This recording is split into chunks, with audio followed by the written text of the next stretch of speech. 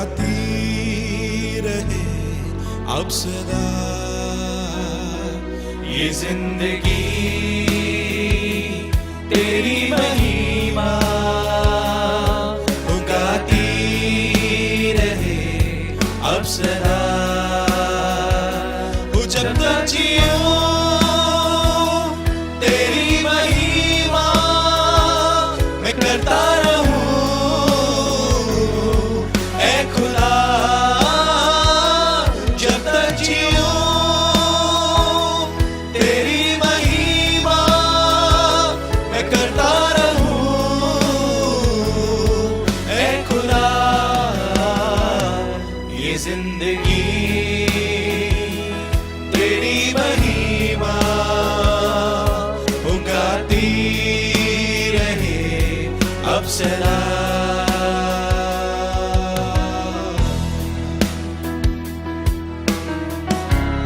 Thank you, Jesus. Thank you, Lord.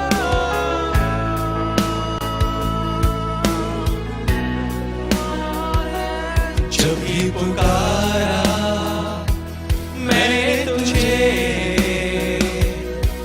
मेरी हर दुआ को तूने है सुना हर एक कदम पर साथ रहा पास तुझको महसूस किया जब भी पुकारा मैंने तुझे मेरी हर दुआ को तूने है सुना हर एक कदम पर साथ रहा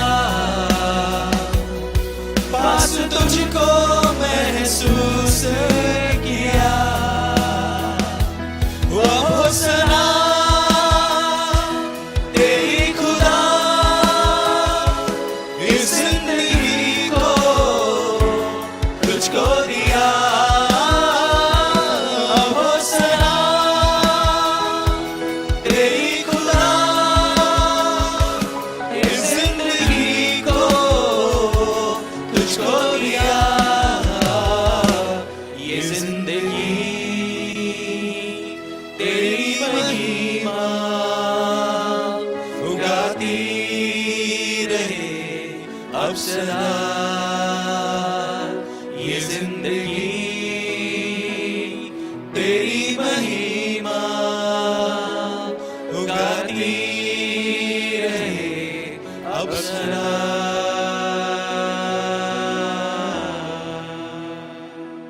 आज की आराधना में हम आपका स्वागत करते हैं और उम्मीद करते हैं कि आज भी हम प्रभु से उसके वचन के द्वारा आशीष प्राप्त करेंगे।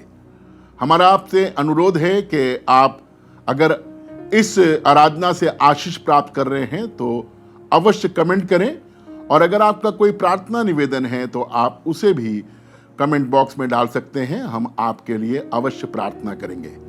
आज के लिए प्रभु का वचन पहला यूहन्ना और उसका पहला अध्याय और उसका 9वां पद है, जहां इस प्रकार लिखा हुआ है, सुनिएगा। यदि हम अपने पापों को मान लें, यदि हम अपने पापों को मान लें तो वो हमारे पापों को क्षमा करने तो वो हमारे पापों को क्षमा करने और हमें सब अधर्म से शुद्ध करने और हमें सब अधर्म से शुद्ध करने में विश्वास योग्य और धर्मी है। शर्त यह है कि हम अपने पापों को मान लें। हमें अपने पापों को मानने की जरूरत है, क्योंकि जैसे हम पिछली सीरीज से देख रहे हैं कि ये पाप ही हैं जो हमको व्याकुल कर देते हैं, ये पाप ही हैं जो हमको परमेश्वर से अलग ले जाते हैं, ये पाप ही हमारे रिश्ते को परमेश्वर के साथ में खंडित कर देते हैं और हम परमेश्वर के पास आ नहीं पाते।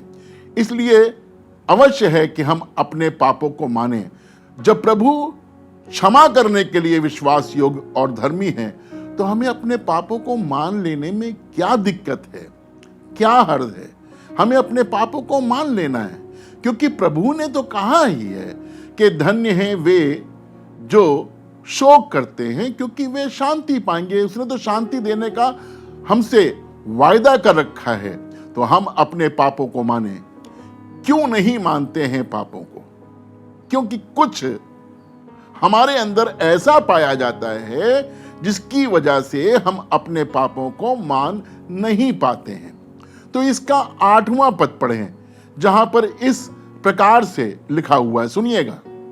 यदि हम कहें कि हम में कुछ भी पाप नहीं है। मैंने कई लोगों को सुना है, कई लोगों को देखा है जो कहते हैं भाई हम तो बचपन से ही प्रार्थना करने वाले हैं, एक अच्छे घराने में रहे हैं, हमारे यहाँ सब चीजें बहुत अच्छी थी, हमने कभी पाप नहीं किया, कोई ऐसी घटना याद नहीं आती जो हम कहें कि हमने पाप किया है। बहुत से लोग कहते हैं कि हमने कोई पाप नहीं किया। अगर हम कहें कि हमें कुछ भी पाप नहीं, तो हम अपने आप को धोखा देते हैं। अपने आप को धोखा देते हैं। किसको धोखा दे रहे हैं? अपने आप को। हम अपने आप को धोखा देते हैं और हम में सत्य नहीं है, सच्चाई हमारे अंदर नहीं है। एक जोड़ा मेरे पास में आया और कहने लगा, पादरी साहब हमारे विवाह को इतने साल हो गए हैं और अभी तक हम आपस में लड़े नहीं हैं, हम बड़ी खुशी खुशी रहते हैं। मैंने हंसकर उनसे कहा कि या तो आप झूठ बोल रहे हैं या आप पागल हैं। वो मेरा मुंह देखने लगे, कहने लगे कि आप ऐसा क्यों कह रहे हैं कि हम झूठ बोल रहे हैं या पागल हैं? हमने कहा भाई पागल ही होता है जो हंस रहा है तो हंसता ही जा रहा है, रो रहा है तो रोते ही जा रहा है। हमने कहा हम मनुष्य हैं और हमारे जीवन में, हमारे स्वभाव में उतार चढ़ाव आते रहते हैं, इसलिए हमें अपने प्रति सच्चा होना चाहिए, हमें अपने प्रति विश्वास योग्य होना चाहिए। जब हम अपने प्रति विश्वास योग्य होंगे तो हम परमेश्वर के प्रति भी विश्वास योग्य हो सकते हैं। बात उनकी समझ में आई। हम कहते हैं कि हम में पाप नहीं है तो हम अपने आप को धोखा देते हैं। फिर आगे की आयत यही है कि यदि हम अपने पापों को मान लें, हमें पापों को मानना आना चाहिए। हमारी एक फितरत रहती है, हमारी एक खसलत रहती है, हमारी एक मेंटलिटी होती है, और वो ये कि हम अक्सर अपनी गलतियों को छुपाते हैं, अपनी बातों को छुपाते हैं, अपने पापों को छुपाते हैं। सुलेमान राजा नीति वचन में इस प्रकार से कहता है, अगर कोई अपने अपराध को छिपा रखता है तो उसका कार्य सफल नहीं होता। जब तक हम अपने अपराध को छिपाएंगे, जब तक हम अपने पापों को छिपाएंगे, हमारा कार्य सफल नहीं होगा, हम सफल हो ही नहीं सकते। लेकिन आगे लिखा है, जो उसे मानकर छोड़ भी देता है उस पर दया की जाएगी। हमें अपने पापों को मानना है और अपने पापों को छोड़ना है, तब हम पर दया की जाती है। एक व्यक्ति जो एलिशा नाम के नबी के यहां, भविष्यवक्ता के यहां काम किया करता था, उसका टहलुआ था। उसने देखा कि मेरे स्वामी ने नामान सूर्यानी को कोड़ से अच्छा कर दिया। नटशल में बताऊं आपको तो एलिशा ने कहा था नामान सूर्यानी से कि जाकर के यर्दन में 7 डुबकी लगा लेना, तेरा कोड़ अच्छा हो जाएगा। वो गया, उसने डुबकी लगाई, उसका कोड़ अच्छा हो गया, लौट करके आया और आकर कहने लगा, ये इनाम लाया हूं, ले ले। एलिशा ने इनाम लेने से मना कर दिया। तब गेहाजी उसके पीछे पीछे भागा और कहने लगा कि मुझे इनाम चाहिए, कुछ लोग आ गए हैं, उन्हें कपड़े चाहिए, उन्हें धन चाहिए, उन्हें अनाज चाहिए। उसने जाकर के उनसे मांगने की कोशिश करी और वो ले भी आया। जब वो ले करके आ गया तो एलिशा ने पूछा, हे गेहाजी, तू कहां गया था? तो गियाजी कहने लगा, मेरे मालिक, मैं तो यही हूं, मैं तो कहीं गया ही नहीं। उसने झूठ बोल दिया, अपने पाप को छिपा लिया, जिसका नतीजा यह निकला कि नामान सूर्यानी का कोढ़ उसको हो गया, और फिर जिस दर पे वो खड़ा था वहां से वो कोढ़ी होकर के तब गया। और वचन कहता है कि सारे जीवन वो कोढ़ी रहा। क्यों? क्योंकि उसने अपना अपराध छिपा लिया था। एक व्यक्ति और है जिसका मैं वर्णन करना मांग रहा हूं, और उसका नाम है आकान। प्रभु की प्रजा में आकान अय नाम के नगर को जीतने के लिए ये जाते हैं, युद्ध में होता है, और वहां पर इसे कुछ कीमती चीजें पसंद आ जाती हैं, जैसे बाबुल की एक चादर, सोने की ईंट, चांदी, ये सब इसको अच्छा लगता है, और ये लालच करके उसे ले आता है और ला करके उसे अपने डेरे में भूमि के नीचे छिपा देता है, जिसका रिजल्ट ये होता है कि परमेश्वर की प्रजा लड़ाई हार जाती है, युद्ध हार जाती है, और तब परमेश्वर कहता है कि किसी ने अर्पण की हुई वस्तुएं जो हैं वो अपने डेरे में रख ली हैं, चुरा ली हैं। यहोशू को मालूम होता है, यहोशू ढूंढ ढांढ करता है, तब आकान पकड़ा जाता है और बताता है कि वो वस्तुएं मेरे डेरे में भूमि के नीचे गड़ी हुई हैं। हम पाप करते हैं, हम अपराध करते हैं, हम गलतियां करते हैं, और उन्हें बड़ी अच्छी तरह से छुपा के रखते हैं ताकि कोई देख ना पाए। बहुत बार छिपा हुआ पाप, छिपा हुआ अपराध, छिपी हुई गलतियां हमारे नाश किए जाने का कारण बनती हैं, क्योंकि हम मानने को तैयार नहीं होते हैं। मेरे पापा मुझे बहुत पीटा करते थे। जब भी गलती करके आता था पूछते थे, तूने गलती की है? तो पहले मार पड़ती थी इसलिए क्योंकि वो पूछना मांगते थे हम गलती की है कि नहीं की है। जब हम कहते थे हाँ गलती की है, ये गलती मेरी है, तो वो फिर भी मारते थे और पूछते थे अब करेगा कि नहीं करेगा। और जब तक मैं ये नहीं कहता था कि हाँ अब नहीं करूंगा, तब तक वो छोड़ते नहीं थे। मकसद ये था कि हम अपनी गलती माने और अपनी गलती छोड़ें, अपने अपराध को, अपने पापों को माने और अपने अपराधों को छोड़ें। तब हम पर दया की जाती है।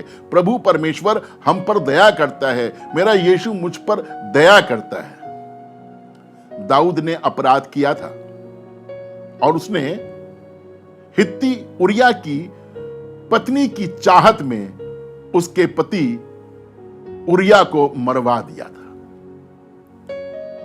बड़ी नीति से, राजनीति से, युद्ध की नीति से हित्ती उरिया को मरवा दिया और बेरशुबा को रख लिया।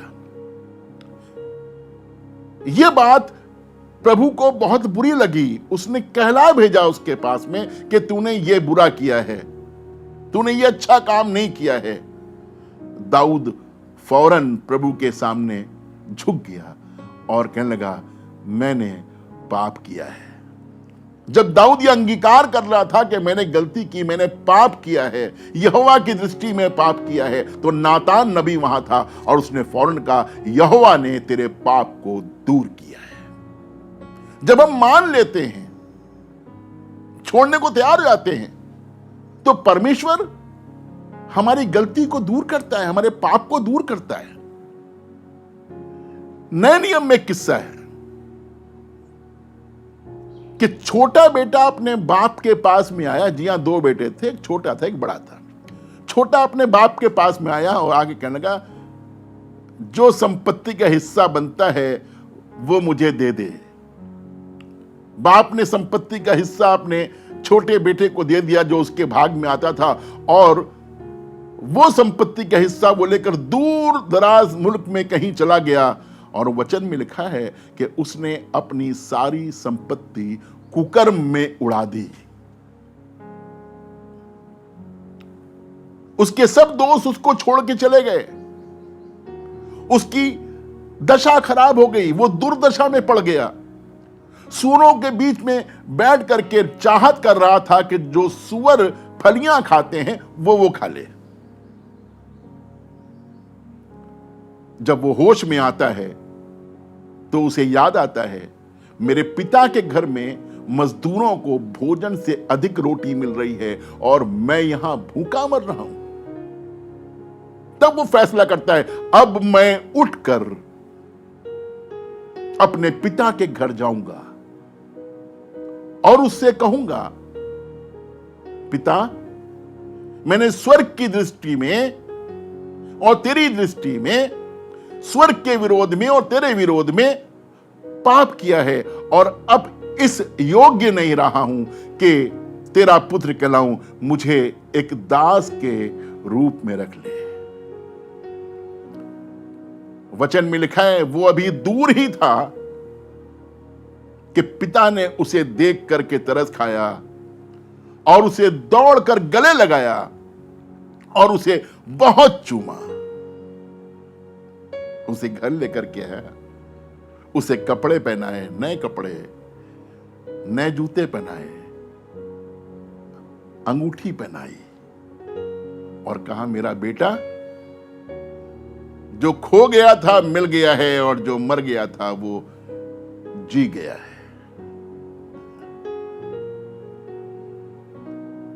आप संपत्ति की बात करेंगे, परमेश्वर ने आपको संपत्ति दी है।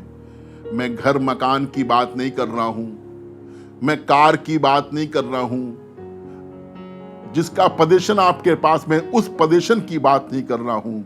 लेकिन परमेश्वर ने आपको एक ऐसी संपत्ति दी है जो कोई और नहीं दे सकता, और यह है आपका अपना जीवन।